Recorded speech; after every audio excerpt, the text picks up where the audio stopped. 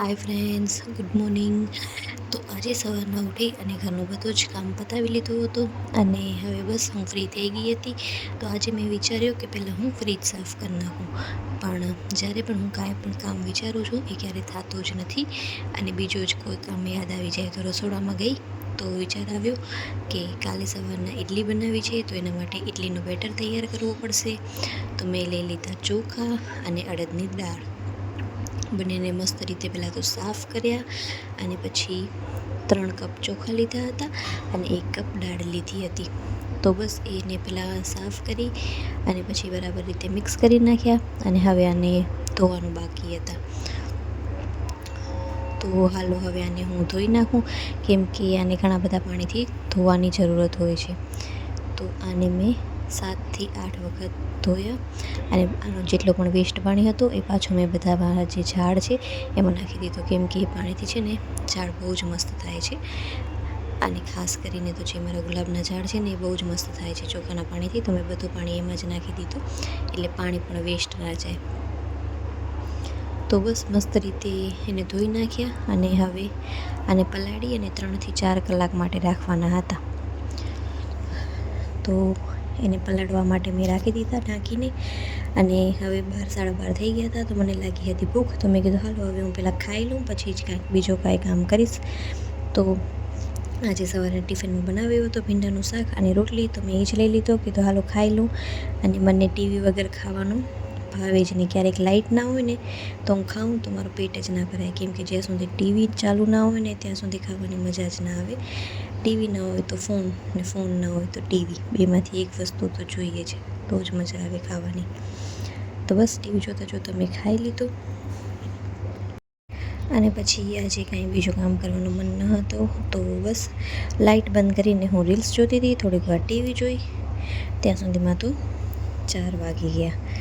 તો 4 વાગી ગયા એટલે મને યાદ આવ્યો કે હવે છે ને જે મેં મારા દાળ અને ચોખા પલાળી રાખ્યા હતા એને પીસવાના હતા.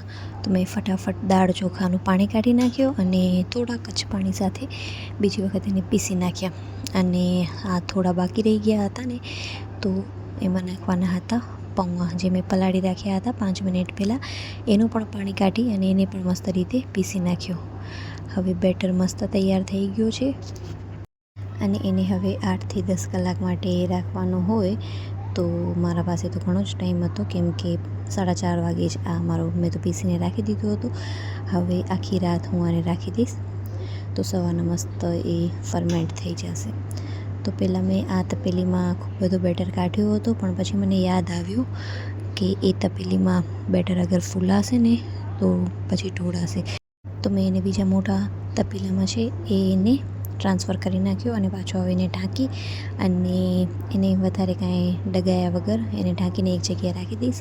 તો સવાર સુધી બેટર છે ઇડલીનો એ તૈયાર થઈ જશે. તો બસ સાંજે અમે જમી લીધો, ફ્રી થઈ ગયા. હવે સવારના હું બનાવીશ ઇડલી. તો સવારના ઇડલી બનાવીશ ને એટલું એડ કરી નાખું એટલે તમને ફૂલ વ્લોગમાં બતાવી દઉં કે મેં એ જ બેટરમાંથી ઇડલી બનાવી છે. તો સવાર થઈ ગઈ અને પહેલાં જે સાંભાર હતી એની સબ્જીની કટિંગ કરી નાખી અને બેટર તો તૈયાર થઈ જ ગયું હતું. તો કીધું હાલો હવે પહેલાં દાળ છે એ બાફવા માટે રાખી દઉં. તો મેં તુવેરની દાળ લીધી હતી અને મારા પાસે ઘરે જેટલા પણ શાકભાજી હતા એ મેં બધા થોડા નાખી અને હળદર અને મીઠું નાખી અને કુકર કરી નાખ્યો બંધ. અને પછી આ બેટરમાં મેં થોડુંક મીઠું નાખી અને પછી બસ ઇડલી બનાવવા માટે રાખી દીધું. ત્યાં સુધી તો કુકરમાં પણ સીટી પડી ગઈ હતી એટલે દાળ પણ ઓલમોસ્ટ બફાઈ જ ગઈ હશે. અને આને પણ હું પેક કરી અને 10 થી 15 મિનિટ માટે રાખી દઉં. તો પછી મેં આમાં લઈ લીધું લાલ મરચું, હળદર, ધાણા જીરું અને સાંભાર મસાલો મસ્ત રીતે મિક્સ કરી અને હવે ખાલી વઘાર કરવાનો જ બાકી હતો. તો તેલ છૂટો પડે ત્યાં સુધી મસાલો બધો મિક્સ કરવાનો. ત્યાં સુધી મેં દાળ હતી એમાં અમુક શાકભાજી મને આખા લાગતા હતા એ પણ મેશ કરી નાખ્યા દાળના. અને ત્યાં સુધીમાં મારી ઇડલી પણ જુઓ મસ્ત તૈયાર થઈ ગઈ છે. તો મારી ઇડલી બની ગઈ. તમને આજનો મારો બ્લોગ ગમ્યો હોય તો લાઇક, શેર, સબસ્ક્રાઈબ કરજો.